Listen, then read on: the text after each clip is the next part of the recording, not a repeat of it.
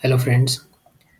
इस वीडियो में हम बात करेंगे कि किस तरह से आप सिर्फ 10 सालों में रिटायरमेंट ले सकते हैं या पैसिव इनकम जनरेट करना शुरू कर सकते हैं। फिर आप चाहे रिटायरमेंट लें या ना लें, और अगले 10 सालों में आपको क्या करना होगा जिससे कि आप रिटायरमेंट ले सकें। देखिए, ऐसा तो कुछ जादू जादू नहीं हो सकता कि आपको कुछ भी सैक्रिफाइस ना करना पड़े और आप 10 साल में रिटायर भी हो जाएँ।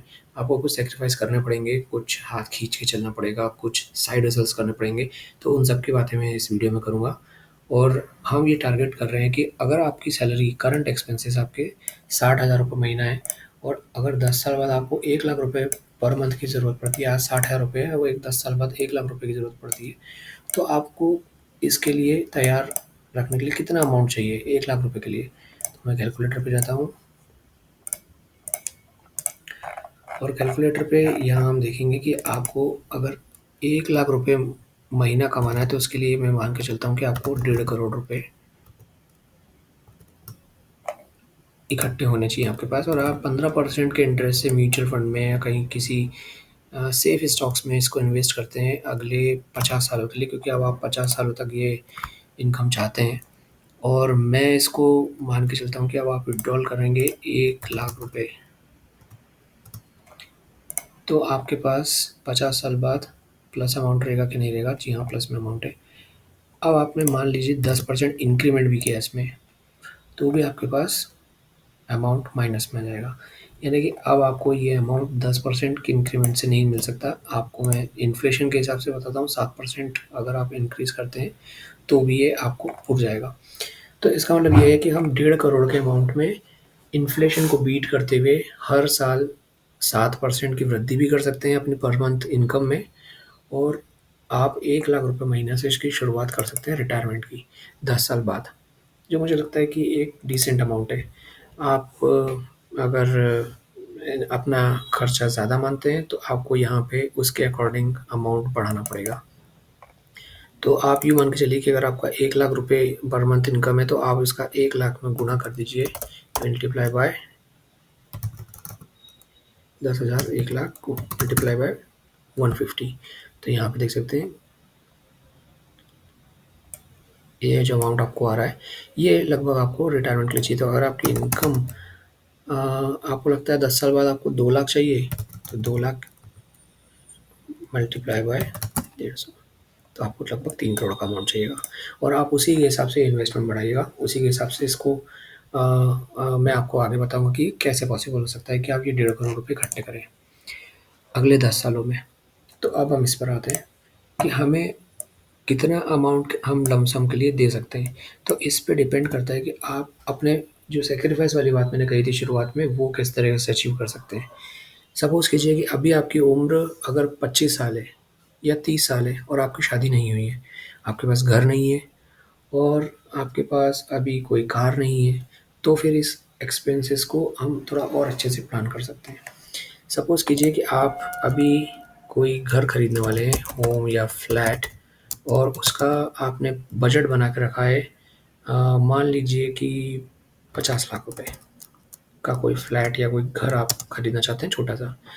पर आपने नोटिस किया कि मैं चाहूँ तो थोड़ा रिसर्च करके या थोड़ा देख-दुखा के इसको लगभग 45 लाख तक कर सकता हूँ। तो आप लगभग 5,00,000 रुपए जो यहाँ से बचाएँगे, वो आप इन्वेस्टमेंट के लिए इकट्ठा कर लीजिए।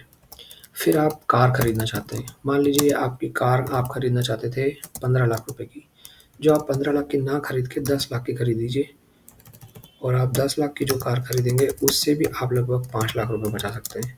मान लीजिए आपने शादी का खर्चा सोच के रखा था कि लगभग 12,00,000 रुपए होगा, और आप उसमें भी कटौती कर सकते हैं, क्योंकि शादी में आप जितना खर्चा करें, आपको एक बार कम ही लगेगा। शादी का सबसे बड़ा खर्चा होता है मेहमानों को खाना खिलाना, मेहमानों के अलावा सोना-चांदी का खर्चा। तो आपके हाथ में ये दोनों ही चीज़ें हैं। आप चाहें तो लिमिटेड लोगों को बुलाएँ या फिर लिमिटेड मेन्यू रखें, फालतू का दिखावा ना करें, और जहाँ तक हो सके कॉस्ट कटिंग करें। और अगर आप 12,00,000 की जगह के किसी भी तरीके से आप थोड़ा सैक्रिफाइस करें और इसको 6 लाख तक कर दें, तो आपको यहाँ से भी 6 लाख मिल सकता है।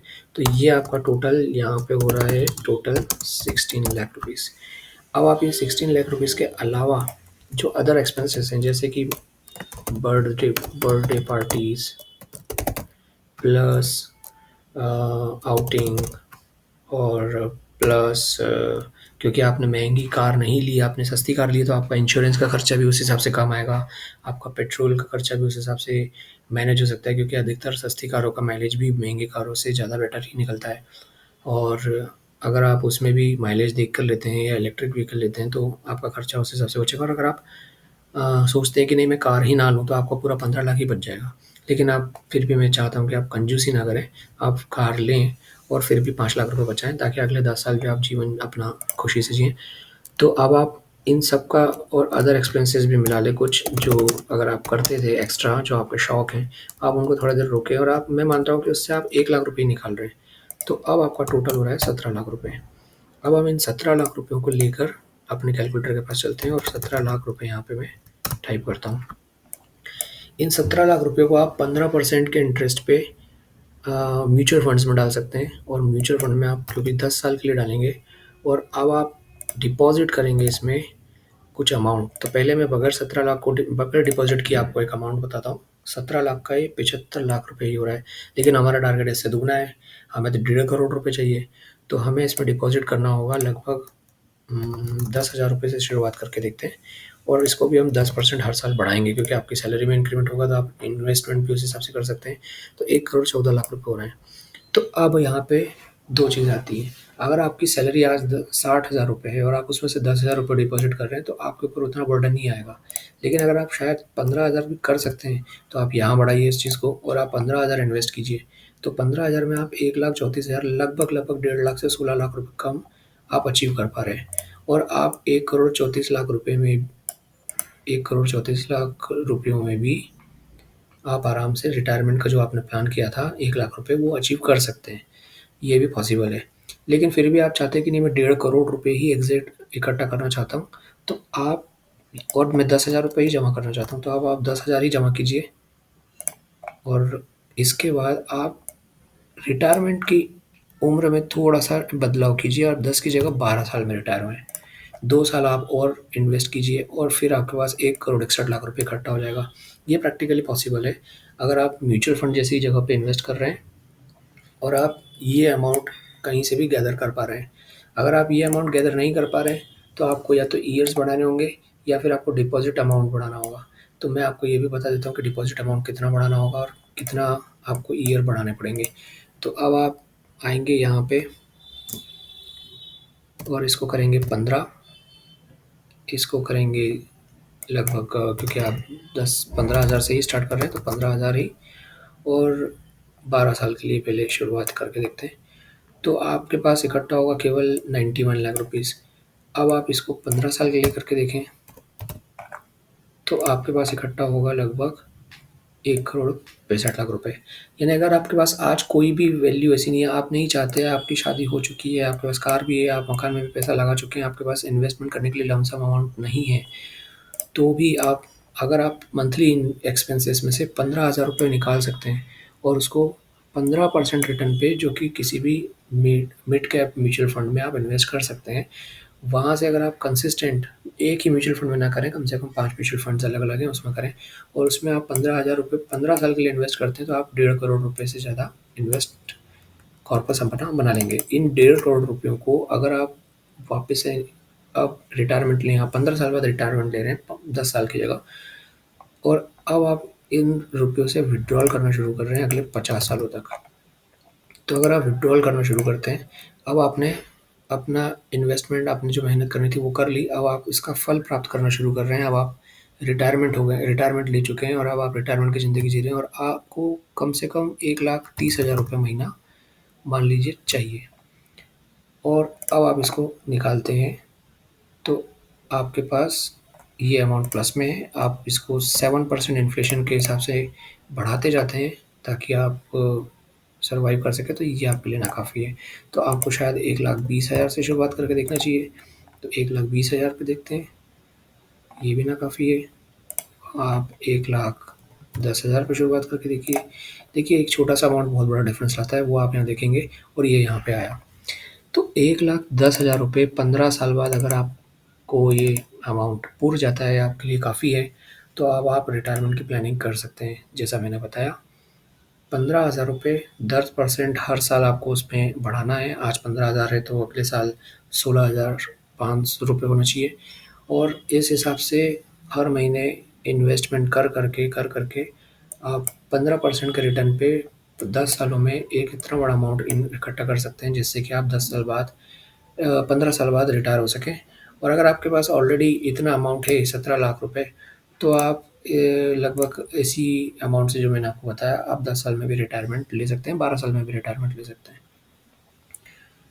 अब आप ये सोचेंगे कि मैं how much you can invest per month. मैंने यहाँ पे बताया कि if no lump sum then 15K plus each year 10% increase, और लमसम है तो आप 17 लाख लमसम इकट्ठा कर सकते हैं, तो वो कीजिए। ये 10 साल का होराइज़न है, लेकिन if no lump sum then for 15 years, आप 15 ईयर्स में रिटायर हो सकते हैं। तो अगर आपकी उम्र आज 25 साल है, तो आप मैक्सिमम, जो मैंने कैलकुलेशन बताया उसके हिसाब से, 40 साल में रिटायर हो सकते हैं। अगर आपकी उम्र आज 30 साल है, तो आप 40 साल में आप 45 साल में रिटायर हो सकते हैं 15 साल के रूल के हिसाब से। और अगर आपकी उम्र आज 45 साल है, तो आप 60 साल में रिटायर हो सकते हैं। और ये रिटायरमेंट की जो प्लानिंग है, इसको करने के लिए कुछ और चीज़ें भी हैं जो मैं आपको बताना चाहता हूँ। जैसे कि आपको इन्वेस्टमेंट बढ़ाना पड़ेगा। तो हाउ टू आपको ये सोचना पड़ेगा कि मैं किस तरीके से इन्वेस्टमेंट बढ़ाऊँ, how to increase investment, how to increase investment. और बेशक आपको इन्वेस्टमेंट बढ़ाने के लिए 2 चीज़ें करना पड़ेगी। आपको अपने एक्सपेंसेस कम करना पड़ेंगे और इनकम बढ़ाना पड़ेगी। और इनकम बढ़ाने के लिए आपको करना होगा कुछ ऐसा जो जो जनरली कहा जाता है साइड हसल।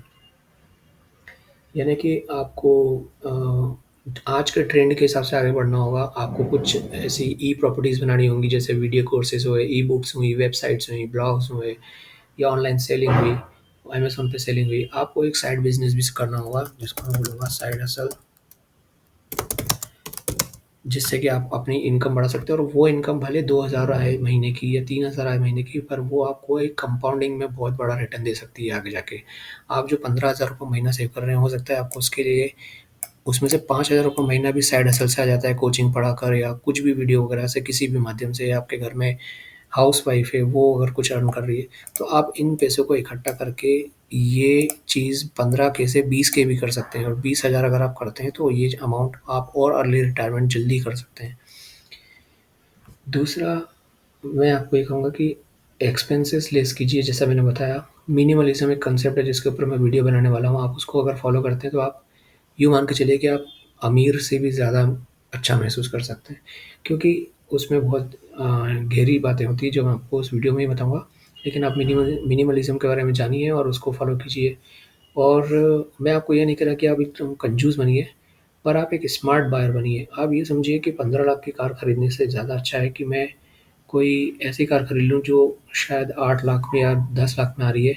ठीक है, उसमें कुछ एडिशनल फीचर्स नहीं होंगे, पर आपको उससे जो पैसा बच रहा है, वो पैसा आपको 10 साल बाद इतना सुकून देगा कि आपको ऐसा लगेगा कि मैं वो कार भी नहीं खरीदता, तो और जल्दी रिटायरमेंट होके और सुकून से रहता।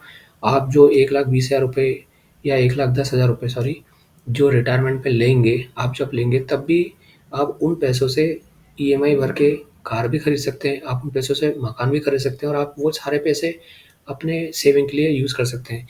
लेकिन इन सभी प्रोसेस के बीच में मैं बिल्कुल भी नहीं कहूँगा कि आप इन 3 चीज़ों में कंजूसी करें। और वो 3 चीज़ें हैं, health insurance plus term insurance, plus अगर आपके पास कोई ऐसी चीज़ है, जैसे कि आपके पास कोई ज़मीन है, यानी कि प्लॉट है, या फिर कोई ऐसी प्रॉपर्टी है जो आपको आपके लिए लायबिलिटी नहीं है। आप जैसे कार हुई विद लायबिलिटी, आपके एक्सपेंसेस भी बढ़ रहे हैं और उसकी वैल्यू भी डिक्रीज़ हो रही है। तो कोई भी ऐसी चीज़ जो आपको विद द टाइम रिटर्न दे रही है, आप उसमें उसको बेच कर या उसको बंद कर ये चीज़ें ना करें। ये एक सुझाव मैं यहाँ पे दूँगा। और अगर आप अपना पैसा हाई रिस्क हाई रिटर्न में डालते हैं, यानी कि अगर आप इन्वेस्ट करते हैं स्टॉक मार्केट में जहाँ डिविडेंड्स भी मिलेंगे, बोनस भी मिलेंगे, ब्लू चिप कंपनीज़ हैं, तो इन ब्लू चिप कंपनीज़ में इन्वेस्ट करते हैं और लो रिस्क अगर आप इसमें देखें तो कई बार वैसे 25% तक भी रिटर्न इसमें मिल जाते हैं ईयर ईयर टू ईयर, लेकिन मैं फिर भी इसको 20% तक ही कहूँगा कि आप 20% मान के चलें, तो भी आप इससे बहुत जल्दी रिटायरमेंट ले सकते हैं। लो रिस्क और मीडियम इन्वेस्टमेंट जो मैंने आपको बताया म्यूचुअल फंड और एसआईपी, जो मैंने अभी आपको कैलकुलेशन बताया वो एसआईपी के माध्यम से आप कैसे संभव है वो बताया है। और लो रिस्क लो रिटर्न अगर आप करते हैं इन्वेस्टमेंट जैसे प्रॉपर्टी में करते हैं या आप बिल्कुल सेफ जोन में करते हैं गोल्ड वगैरह जैसे बॉन्ड्स में करते हैं, तो आपका रिटायरमेंट फिर और लेट होता जाएगा। तो आपको थोड़ा रिस्क लेना पड़ेगा, थोड़ी कंजूसी करना पड़ेगी और आपको कंजूसी से मेरा मतलब है कि फिज़ूल खर्ची बंद करना पड़ेगी।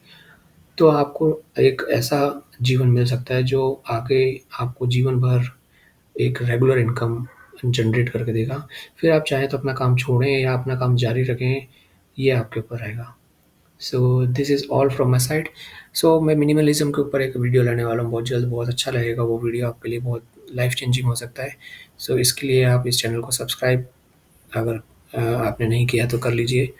और अगर आपको ये वीडियो पसंद आया है, आपके आपकी मेमोरी में कुछ एक एडिशनल चीज़ें, कुछ अच्छी चीज़ें ऐड हुई हैं, आपको ऐसा लगा है कि इससे कुछ वैल्यूएशन हुआ है, तो आप इस वीडियो को लाइक भी कर सकते हैं। Thank you very much.